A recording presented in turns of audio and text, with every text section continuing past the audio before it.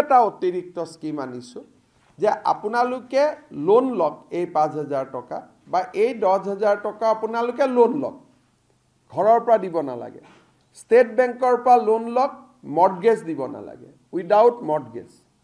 দৰমাহাৰ একাউণ্টৰ পৰাই টকাটো গৈ থাকিব তাতো আমি 1% ইন্টাৰেষ্ট সাবভেনশন দি দিম আপোন ঘৰৰ দৰে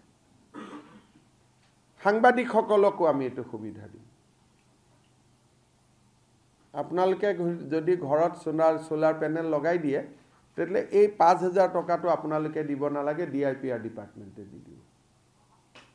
আপোনালোকৰ কাৰণে আৰু এটা আমি অতিৰিক্ত পেকেজ দিছো যাতে আপোনালোকে ঘৰত তেতিয়া স্মাৰ্ট মিটাৰ কথা কৈ নাথাকে আৰু ঘৰত নিজে নিজে ঘৰতে ইলেক্ট্ৰিচিটি বিল নাহিব এইটো এটা প্ৰধানমন্ত্ৰী সূৰ্য ঘৰ আঁচনি আপোনালোকে ইয়াত কেনেকৈ আবেদন কৰিব লাগে জানে যে পোষ্ট অফিসত গৈও আবেদন কৰিব পাৰে নহলে এটা পোৰ্টেল আছে https:/pmsuryaghar.gov.in আৰু বিজ্ঞাপনো দিম ৱেবসাইটৰ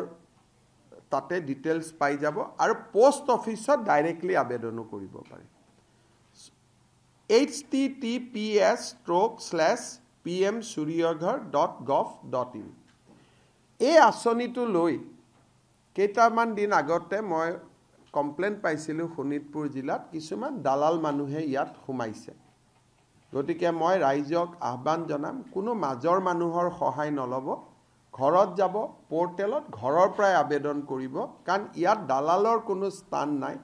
সিলেকশন ফাৰ্স্ট কাম ফাৰ্স্ট বেসিস